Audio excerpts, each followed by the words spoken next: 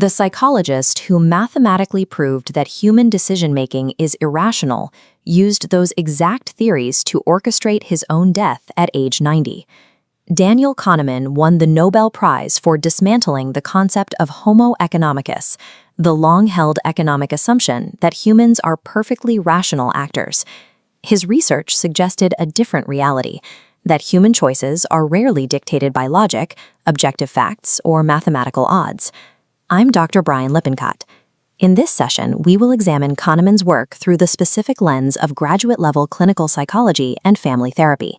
We are going to explore why effective clinical work requires us to look past the objective facts of a case and instead address the subjective internal architecture that actually drives patient behavior.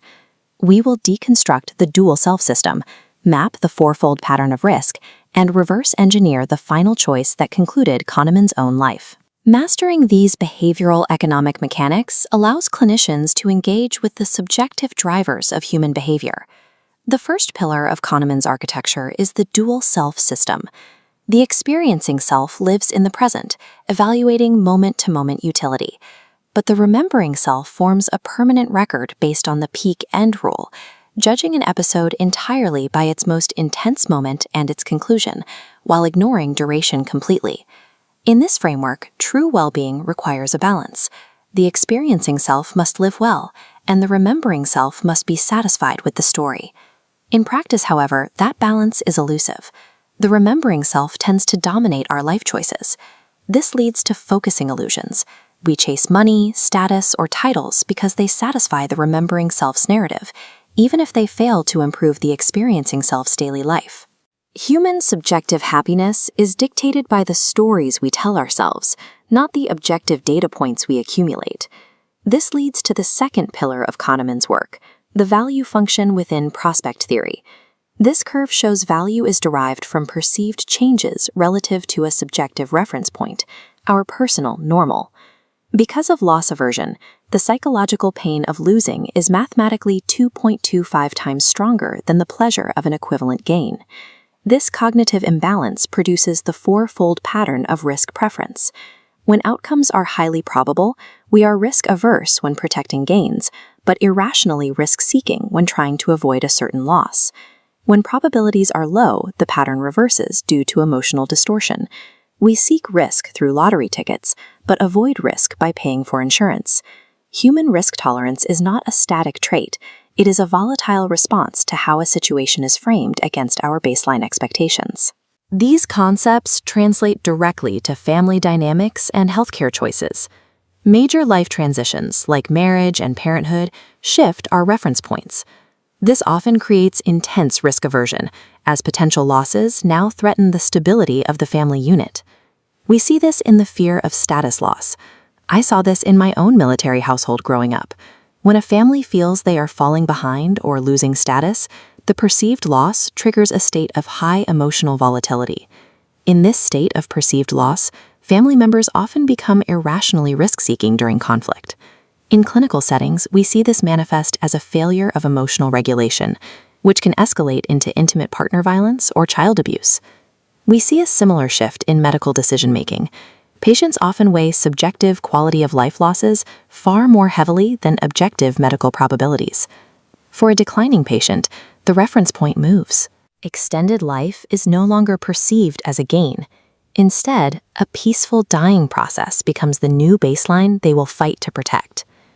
Effectively treating patients requires clinicians to map their shifting emotional reference points, rather than lecturing them on statistical medical odds. Prospect theory also explains the mechanics of substance use and relapse.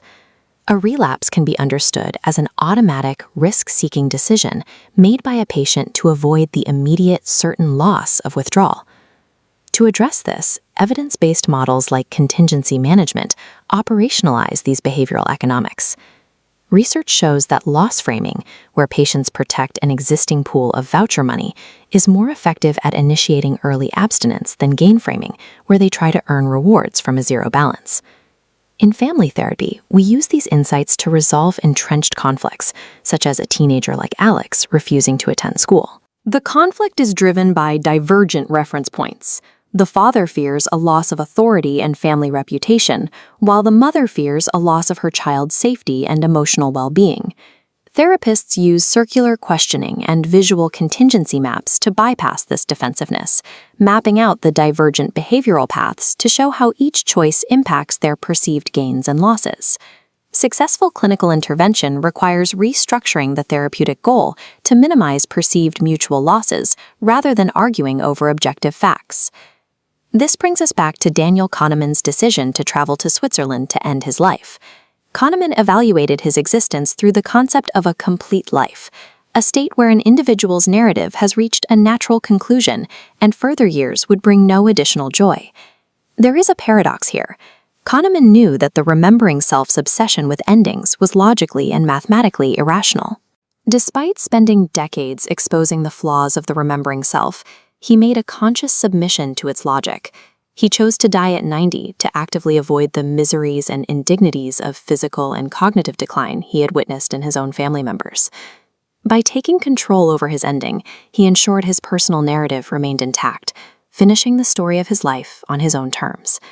This choice represents the overarching lesson for clinical psychologists and family therapists entering the field.